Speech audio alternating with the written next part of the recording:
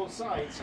And today we got Paul and Chris both here helping to fix our rudder issue because Paul happens to have a welder on his boat. And so that's cool. He knows how to weld. And it's the metal beam that's broken. So we're just pushing it back into alignment now. I just spent all morning emptying this locker out. You can see all this shit here. Big sails, everything come out. On this side from going, and that one's lower. So if we can get it up. Yeah, I got you now. Sounds like they're getting there. It's a horrible crappy job. But yeah, just lining up the post, putting it back into position, and then can start just welding it back on. Can you get your right arm around the other side to give it a double? Let's see here. No, my right arm. Okay, I'm in position. I got to go up a 32nd of an inch. That's it.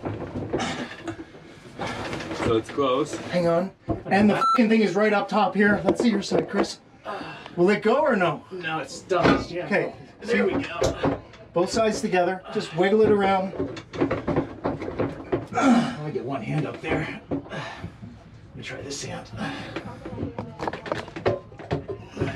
Let me know what you need. I'm trying to help too. Huh. So yeah, as you can see, we got both guys in. Trying to sort it out. Chris on this side. Let's have a look upstairs because they've had me keeping alignment of the steering column. And I've opened up our emergency tiller rudder access up top here. So that's this guy here. Well, one side or the other. I guess it's okay. You want to move it a bit my way? Yeah, let's move it your way a little bit. Turn the wheel to port a tiny bit. Port, coming up. Go the other way. Starboard. Other way. Okay, this is... more. Stop. Perfect.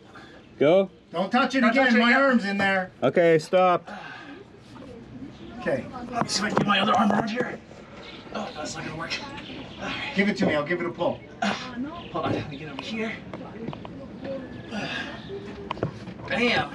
I used to enjoy doing this. Oh, f this.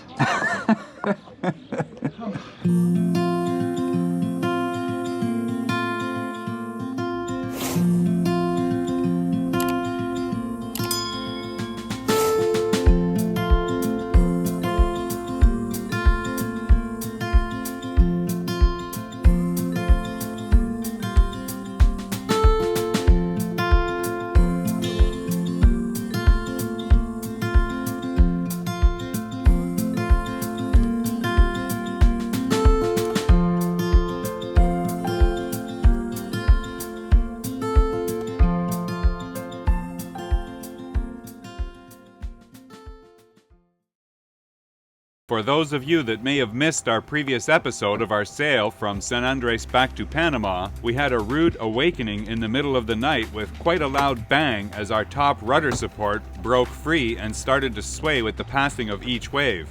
This was not a good situation and forced us to hand steer the rest of the way to prevent the autopilot from putting too much stress on the quadrant, which in effect would put more stress on the single remaining rudder mount. Luckily, we made it through without further incident, but now we're faced with the task of trying to repair the top rudder mount. As you can see here, the center beam has actually dropped down about 1.5 inches, so the first job of the day is to get that back up and properly aligned so that we can tack weld it back in place. This, of course, is turning out to be a little bit more difficult than it sounds. It would be easy if we could put some hydraulic jacks underneath the beam and just force it up, but of course that would put all the pressure on the lower hull, and for the fact that we don't have any hydraulic jacks. So what I came up with was to use some of my truck straps and try and ratchet it up from above using our radar arch as the top support.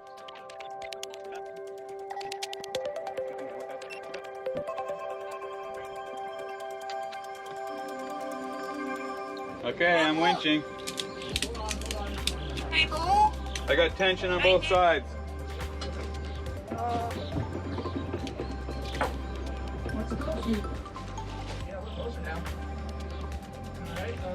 Look like it's moving.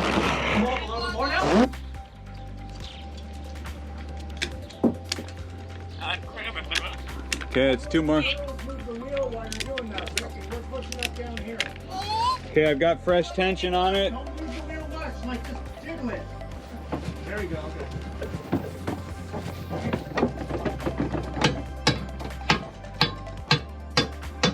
little more of the straps? They're pretty tight. Because I'm pulling down with my radar arch, so I don't want to put too much tension. I'll put another click.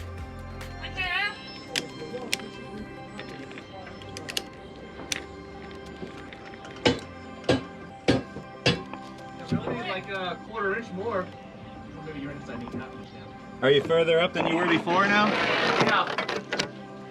Where's your hammer at, Paul? Why don't you hammer your side? Hang on. There you Oh, no, you hammer your side in. I'm pushing. I'm thinking of something else at the moment. Oh, let me try the back one too. How much force do you have on the strap? Is the strap pretty tight? Yeah, it's very tight. Can you do another click?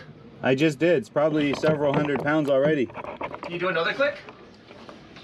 While we hammer? We can still move it a good amount. Hey.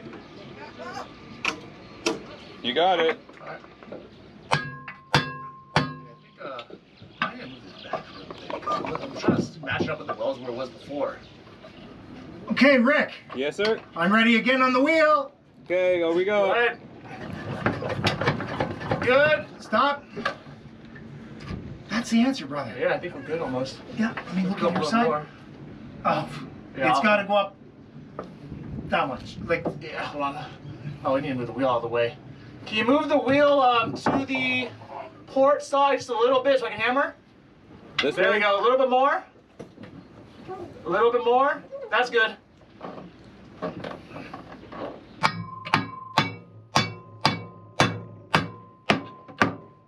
Ready?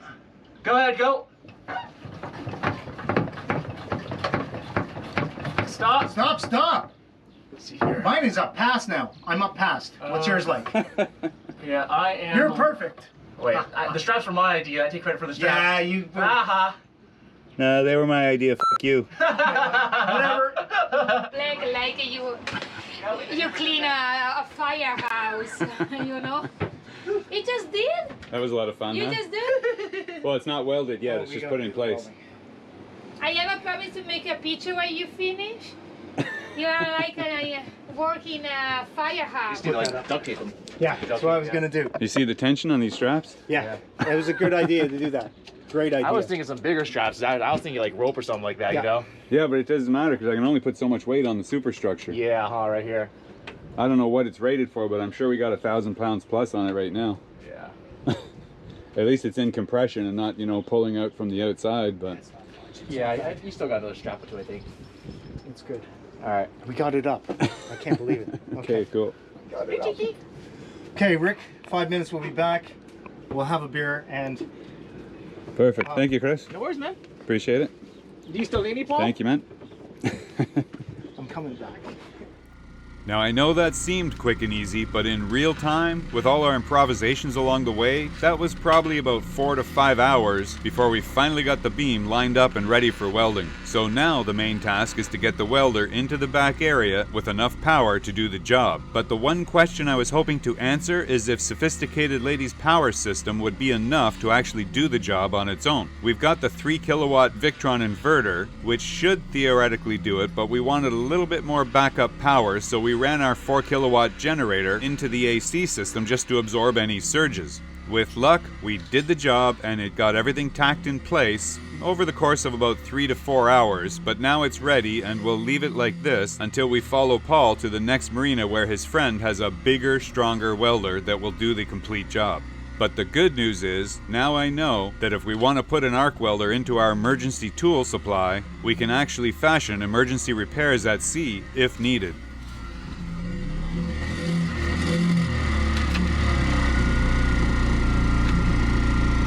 But as you can see, we had immediate help from Paul and Daniel and Chris on this job with the rudder, this problem that we had. And if there's one thing I want you guys to take away from this video is never underestimate the power of your sailing community. Because your fellow cruisers are sometimes that's all you're gonna have. We're lucky, right now we're in a marina, so you know we had options to get it fixed, but if you remember how we even met David and family last month, was a month or so ago in San Andres when they got towed in by Coast Guard. In the night. In the night because they had a broken engine and sails. That's a foul anchor there, boys. What then? Rick, please, I help him. Please. Thank you. Yeah, you got some serious stuff on that anchor. Yeah, I don't know, the cloth is something different, but I mean, yeah, that's a good reason to try. Okay, I'm just pushing forward a little bit. So they came in and immediately had problems in the first squall and their anchor dragged, and we ran out to help them along with Coast Guard and get the situation back under control and tie them up to our boat so they had a safe place to sleep for the night and relax. After long travel, they arrived from Honduras, no? Yeah, they had just spent 5 days at sea from Honduras, so the last thing they wanted to do was stay tired. up all night watching, waiting for an anchor to drag again. So anyway, we got them looked after, but now here we are. We sail into Panama. We come in with a broken rudder, and here's David and family and Paul, and they're waiting to help us. As soon as they realize we got a problem, everybody's like, let's fix it. Yeah, Let's do it. You never know when you need help. No, I never would have dreamed Paul had an arc welder on his boat, but Paul, you did. Thank you very much. Yeah, and that was so amazing. Much, Paul and Daniela. And of course the sheer muscle power of Chris and helping us get that rudder back into position and everything, and David, you know, along for helping us get it all welded back up and everything. So everybody worked together, just came together and made it happen. So thank you very much, guys, for making that happen. Great team. Great team. And to you guys, yeah, that's what I say. There's going to be a day you're going to need help. So if you see somebody out there who needs help, whether it's a tow or they're aground or on a reef or engine's broken or sail issues or something like that, don't hesitate. Just go help. Do what you can. Because there's going to come a day when you're going to need help for any or all of the same reasons. And guess what? Somebody is likely going to be there. You may not even know who they are at that time, never have met them, but somebody is almost guaranteed to be there from the cruising community that's going to help you. So, and you don't know what's happened after. Now we have a beautiful and very friendly people that follow us, and we met in a different part of the world.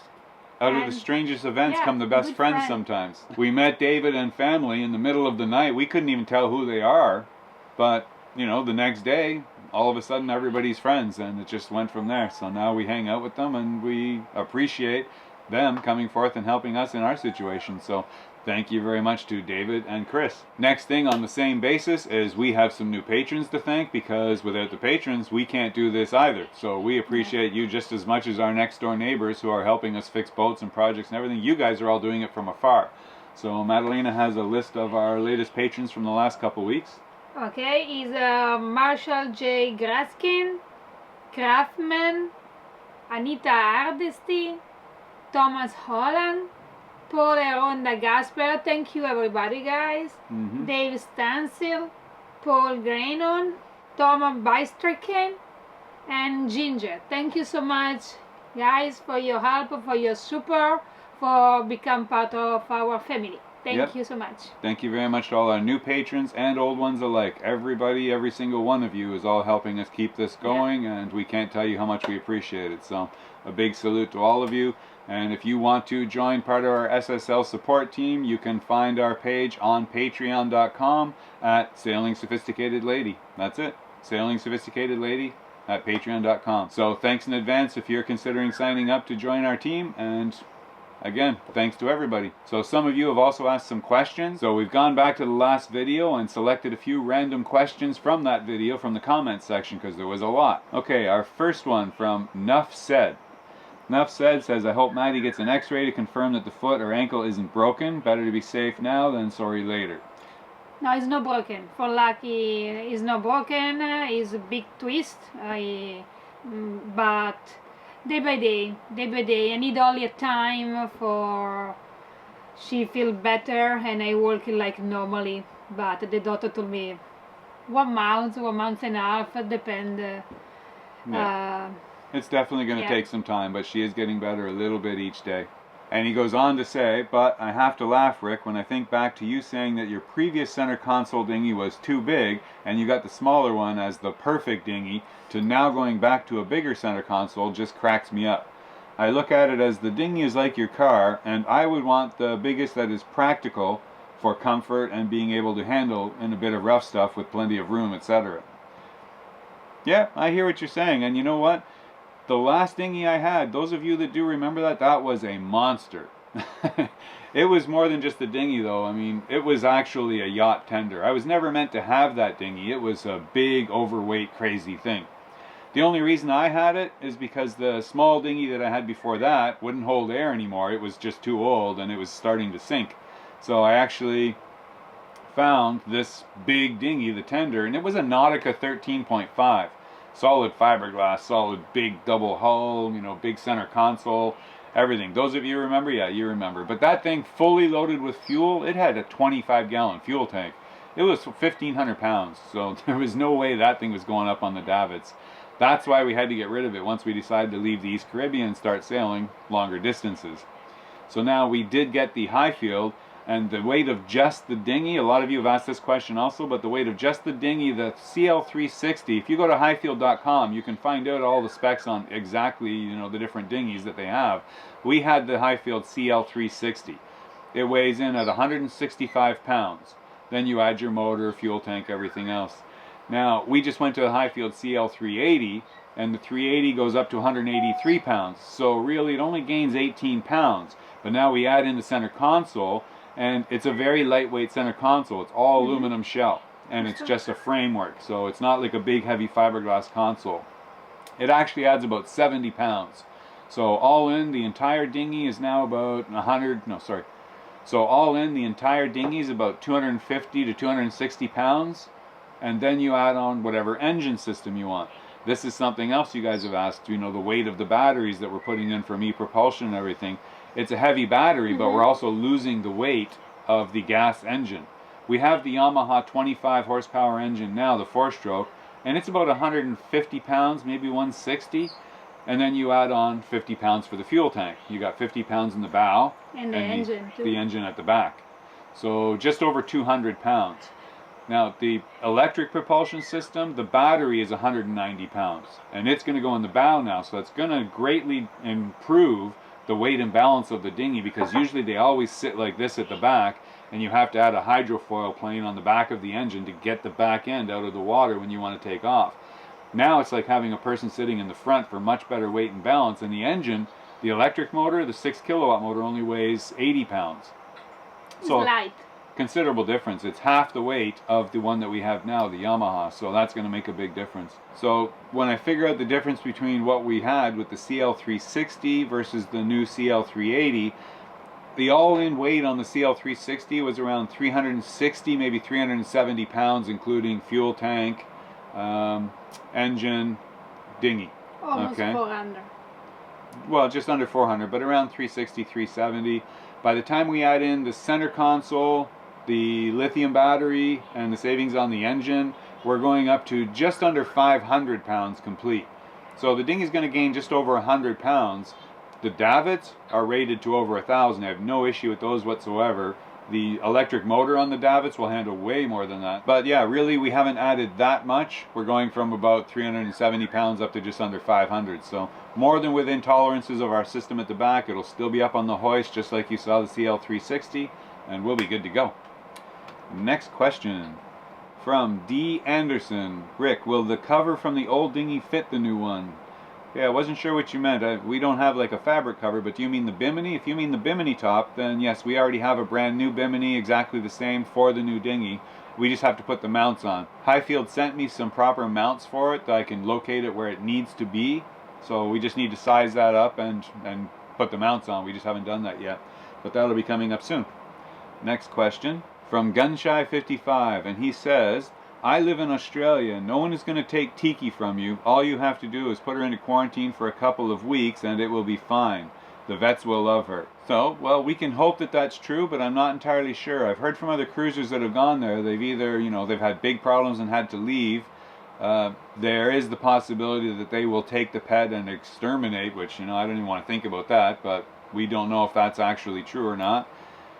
We really need to find out more, and I get mixed reports from everywhere we've been researching. So if anybody out there has any actual first-hand knowledge of what's involved in going into New Zealand, Australia, any countries like that, with pets on board, that Tiki stays on board. She never leaves the boat. It's not like a dog or a cat that needs to go to shore. She's always here. Yeah, so we just need to find out if it's going to be possible, or do we have to take Australia and New Zealand off our list and go somewhere else? because I don't think we're going to be getting rid of Tiki just to go to Australia. No, sorry it's guys, part we of- love you, but It's a part of family. it's a part of our family, so any information you guys have would be welcome. Okay, next question from Neil Ellinger. Keep doing it the way you're doing it. I appreciate the content. Thank you, Neil.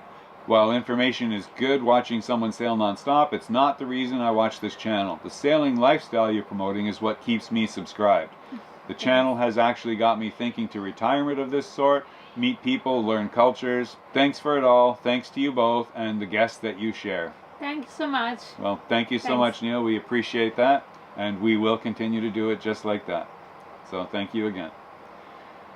Okay, from Aaron P. Hello from Ontario, Canada. Hello, Aaron. As always, I love this episode. Sorry to see Rick and the kids leave, but I'm sure we'll see Rick at least sometime again. I think you're probably right. I've enjoyed following you for a long time now and learning all aspects of boat life, places, people, projects, and of course, the sailing. These extra things and how your videos are set up and edited are what set your channel apart from the millions of other sailing channels. I'm currently in the early planning stages of my own sailing escape, but that's a few years away yet. Thank you very much, Aaron. That's a nice vote of confidence and we appreciate it. Next comment from Ed Sheldon. Hi Rick, I read the information on the e-propulsion motor and batteries. This looks like a giant leap forward in consumer boating. You will be truly rigged for silent running. However, I do have some concerns about these LFP batteries. Safety. The U.S. Navy has had and has problems with these types of batteries in saltwater operations. I have had a very small camera and battery flood while diving. Within seconds, it was hot in the hand. Yes, there are definitely concerns about certain forms of lithium batteries, I will admit, but what you're referring to is more the lithium ion. That's the problems they had with the Samsung phones, and that's the batteries that they use in the Tesla cars because they have a very, very high energy density. Now, the batteries that we're using in the boats are not lithium ion, they are lithium iron phosphate, so LiFePO4 batteries. These batteries do not have the energy density. Their makeup is much less volatile than what you would find with the lithium ion. They're much more stable, but again, every lithium battery is going to be susceptible to how fast you charge or discharge it. Now, LiFePO batteries typically have a 1C rating for discharge and maybe a 0.5C rating for charging. We're running 24 volts, so our maximum capacity would be 600 amps output, but we don't have anything that draws even maybe 200 amps, I mean maximum. That's if we have the electric galley going, the microwave, everything, even the air conditioner. So we don't worry about that kind of stuff, and everything is all temperature compensated. All of these batteries, each single battery has its own battery monitoring system, an electronic system installed inside the battery that constantly monitors voltage, the amount of charge, the discharge rating, temperature compensation, everything. So they are completely looked after, all internal on each battery. And if one develops a problem, it just simply shuts itself off and disconnects from the rest of the system until that problem's been resolved. So, no, good question. Very good question. But yeah, we don't worry about that kind of stuff really with the LiFePO4 batteries. So, all right. Next question, John M. I, for one, enjoyed seeing your time on San Andres. As you said, there are plenty of videos of people sailing. I think you did a great job of mixing it up while in quarantine. I have to admit, we were there, what, 15, 16 months? Yeah. We never got bored. No, never. It's amazing that we produced as many videos as we did. We produced like 120 or 130 videos from San Andres in that amount of time. It's a little island, have a lot of life, always happens something. We was very lucky. Yeah, we very much enjoyed our time there, and we were lucky to have, surrounded by great friends and just fun things to do that we could keep it up and keep it entertaining. So, very happy to have shared it with you guys. No, all is fun, eh? The 2 hurricanes was not very... Yeah, the hurricanes were no fun. I'm trying to not think about the hurricanes. Yeah, but make our life full of... It kept it interesting, yeah, that much I will admit. But we were happy to share all of that with you guys and very happy to have you along for that ride. So, thank you for watching. Yeah, and we miss a lot San Andres guy. We do. Really. Okay, Juan S. Will you have your boat taken out to dry dock to have the bottom properly power sprayed and painted? Well, yes, that's one of our main objectives of being here in Panama. We are probably going to make arrangements in the next while. We've got a few projects we still need to sort out, of course, the engine being one of them, because that would have to happen at the same time. But we are getting prepared to get the bottom job done, of course, before we go to Pacific. We've actually selected or decided that we're going to be using the copper coat system because I've been looking for something that's more environmentally friendly. I've always used the different ablative paints, but I really get tired of every time I'm down there cleaning it off, you see all that paint just falling off the surface and just evaporating into the water. I'm not a big fan of these kind of paints. I've tried to find something better in the past, and from what I've heard, I think that we may find that. It's not a maintenance-free paint by any stretch, but I've never found yet, in 15 years of boat ownership on Sophisticated Lady, there's no such thing as a maintenance-free paint. You still have to get down there and clean off the hull a little bit. The paint just makes it easier to clean the hull. It doesn't make it that it's not going to grow something, that's all. The copper coat system is like an epoxy. It's a two-part epoxy infused with copper. So it's a hard shell paint with tons of copper in, well, not paint, but in the epoxy. But when something starts to grow on it, it can only just get in, but just into the surface, and it hits the copper and it doesn't want to grow anymore. So it doesn't adhere itself into the surface, and that of course still makes it very easy to clean off. So I think that we're going to enjoy that, and I think it's going to be much more environmentally friendly, but we are going to be discussing a lot more about that in future videos as we get closer to that time. But that is what we are going to be working with, so I'll keep you informed. Thank you for your question. Jax Mackey. Question: how do you permanent address? How do you sort services such as banks, credit cards, insurance? I am an aspiring liveaboard and have been beating myself up how to achieve this. Options, of course, are having physical property on land, having family and or friends look after it, or some kind of service to manage it. If you do use a service, do you mind sharing who or where? Well, we don't have a service. We basically, yes, it's just our families. Like my home address is still my parents' address back in Canada. If you have family, sister, brothers, anything like that, then you just keep your address and your identification registered at that address while you're traveling. So it's not that difficult. Maybe there are services that you can use. I don't know. I've never had to go looking for it. Madeleine is the same, and her family's in Italy, and she uses their address for most of her stuff. I think so. Only the bank, when you travel with the credit bank, some bank ask to you where you go, and you need to, before they leave, you need to ask today the permit to use the credit card in a foreign country. This is very important for don't forget, because really sometimes it's a big issue when you are in a foreign country and you can use your ATM, check the ATM or your credit card, because the bank don't give you the permits. This is one thing that's becoming a big problem internationally, especially for travelers. If you're gone long term or anything, a lot of banks or places won't deal with you, or if you don't have bank accounts legitimately set up in your home country. They need it in your home country, in your home currency. They just don't understand that some people travel and they don't live in a bricks and mortar house on land. We say we live on a boat. They're like, huh? We live on a boat. What? We live on a boat. What? Yeah, but where's your house? Where do you really live? We get that a lot, and it's very annoying, but what can you do? It's the intellect we deal with a lot of these places on shore, they don't understand. No comprende. No. So anyway, set it up before you leave. Make sure you've got good banking and everything set up in your home country. Your paperwork, ID, driver's license, all that stuff. You'll be good to go. Okay. Next question.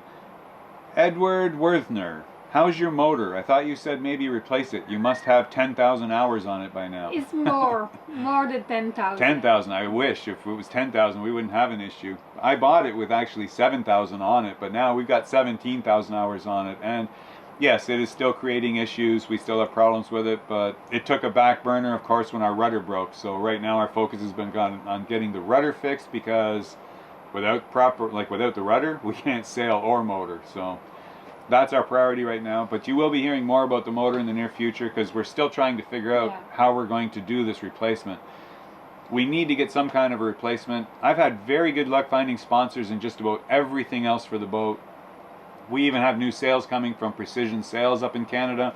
Thank you very much to Precision. You guys will be hearing more about that in the future also. And it was 2-3 weeks it's supposed to be coming. Yeah, but engine manufacturers just not interested. They have a backlog of orders already. They don't need us, so there's no deals happening, and we're just trying to deal with that. It's expensive. It's expensive. If you're one of our patrons, we've already been talking to you guys about that, and a lot of you have recommended we start up something like a GoFundMe, so we are considering these options. Again, we'll think about that and get back to you guys more in the very near future, because it's something we have to deal with very soon. there are other options. Maybe we'll do some charters or make time available on the boat for those of you that want to come down. You know, just something to raise the cash to help buy this engine, because so far the minimum we're looking at is going to be 18 to 25,000. I mean, I've got a couple manufacturers that have offered us discounts, and that helps, of course, but by the time we do the re, like remove the old motor, put in the new one, get everything set up, we may have to replace our propeller. We don't know. It needs to be properly sized to work with the new transmission and gear ratio.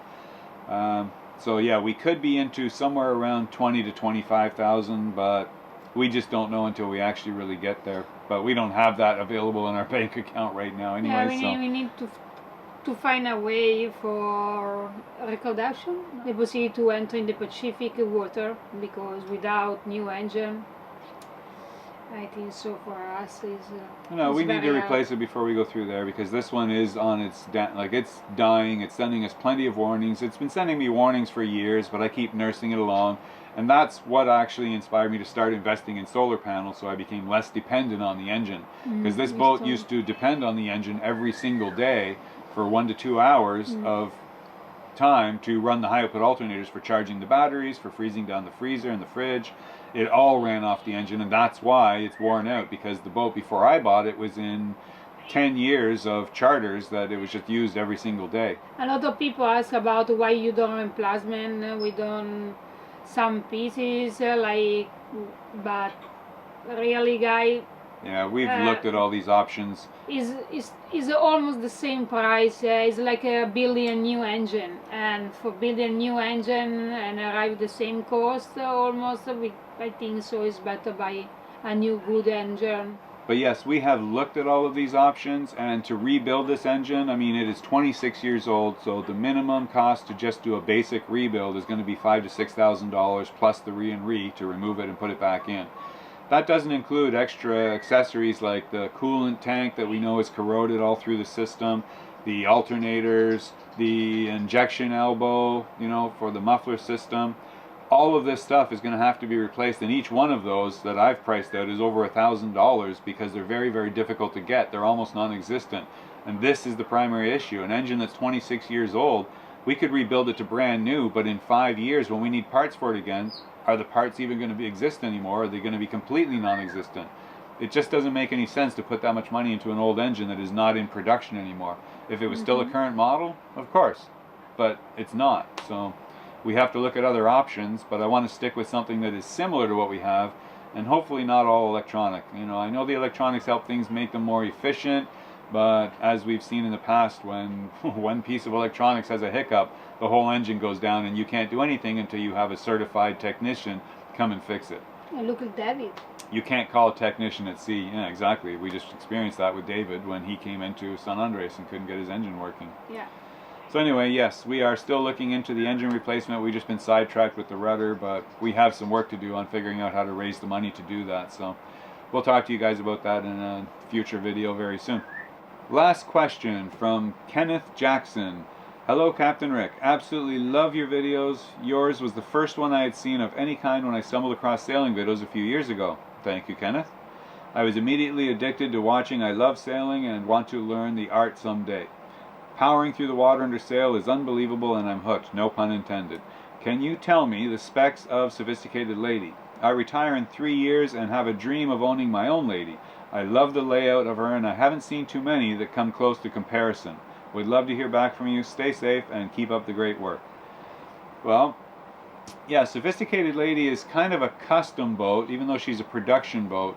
It's a Jeanneau. It's officially called a Jeanneau International 51. It's made by Jeanneau in France, long before Beneteau ever bought the company, so she was a very quality build, a very heavy build. She's about 10,000 pounds more than the current builds under the Beneteau ownership. But this boat is solid fiberglass throughout. There's no coring in the hull. All the rigging is way oversized for the boat. I mean, it's been a very, very good boat. The layout was placed into the hull of a Jeanneau Sun Odyssey 51. So that's the actual design of the boat, is the Sun Odyssey 51. And the layout was custom designed by Moorings. Now, you know, some of you might know Moorings is the charter company. She was never built for bareboat chartering, but she was built for their first crude yacht generation back in the mid-90s. So she was built in 1996. And Moorings had it built for their first crew that was going to be living full-time on the boats and entertaining guests, where you wanted to have a full-time captain and chef always on board looking after you, and that's what this boat was. They built 12 of them, maybe 13, and that was it. There was still 5 or 6 of them around the last time I checked, but you'd have to do some research, because I think 2 or 3 of them got lost in the hurricanes in the British Virgin Islands because they were still there. And yeah, it's unfortunate. There's not too many of them left, but the layout on Sophisticated Lady for me was ideal. I like it much better than the Sun Odyssey 51 hull. I love the island, you know, the wraparound galley, full-size nav station, oversized salon. And now we're just adapting all that space to fit our new requirements for where we're going in the future. So it's a very good boat, very adaptable, and we love it. I have no intention of upgrading or no desire to get into a different, bigger boat. She's all we really need and more than comfortable and very safe. Very comfortable.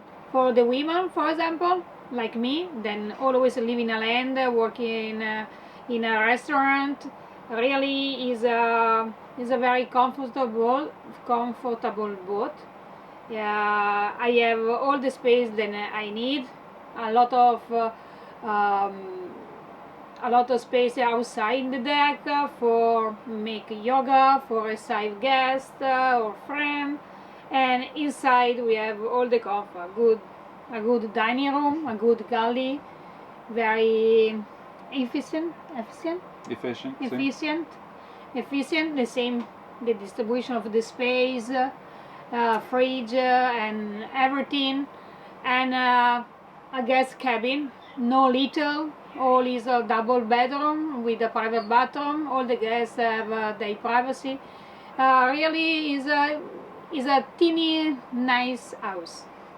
It's a very functional layout. Like, I've really enjoyed it over the time, and it's perfect. I mean, it was designed for up to 8 people, but 8 people for me is just too much in our house. When you're doing charters, that's one thing, you're working. But yeah, the maximum we ever want to have on this boat is 6 people, and that's us in one cabin. We've got crew in another and 2 guests in the other cabin. Yeah, this is the best. That's the best, and the boat is perfectly set up for that. I mean, it's very comfortable, it's very safe at sea, it's a very stable, solid built, and a very good sailing boat. Even loaded down with all the extra gear and everything we've got, we haven't increased the weight that much. If you look at the shots of the boat as we go past it on the sides, you'll see the waterline has not moved since we got to San Andres. So even with all the stuff we bought, I know we show you guys more stuff coming on the boat than what's leaving, but we haven't really... Yeah, there's a lot of stuff leaves as well that is very heavy that we're replacing with more efficient, lighter weight stuff. So, especially the batteries, you know, we lost a lot of weight with the new battery upgrades. Battery, the oven, because now we don't have more oven, we use more the barbecue outside. Our oven was old, don't working properly, and we have an induction kitchen now. But kitchen. Yeah, I'm very cautious with all of that stuff. I don't want to load the boat down to the point where it's a dog in the water. No, she still sails very well, make no mistake. She sails very well. I have no issues with that at all. And she's still riding proper on her waterline, exactly where she's supposed to be, so no issues at all. But anyway, guys, it's Sunday, and I think we're going to go out for a little dinghy ride, because we haven't seen the sun in a while, so we want to go for a little time off. So we're going to wrap it up here. You guys have a great Sunday. Thanks again for all your views and watching, all your questions. Anything you have questions in the comments, and we'll try and pick some, you know, every couple of videos. Yeah, we love reading your comments. Always love to hear from you guys, so never stop. Thank you again. Thank you so much. Happy Sunday. Stay safe out there, and we'll see you next time. Ciao. But it's impossible to hide. Oh, we can go across the oceans and see the world tonight. Oh, say hello to the mountains and watch the new sunrise. But no matter what the country, the city, the street, by land or by sea, together forever is my favorite place to be. Together forever.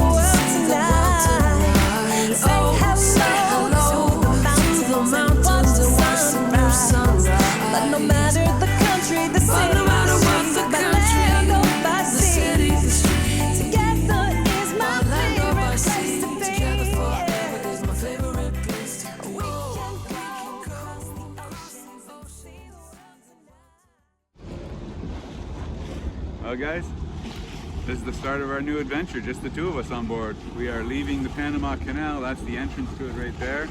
You can see following around through here, there's all the ships, the big bridge, everything is right here. So we are underway, having just left the marina. So Shelter Bay is just behind us, as you can see there. And we have clear skies ahead for the next few hours at least. So It's very sunny day, very fresh wind, light.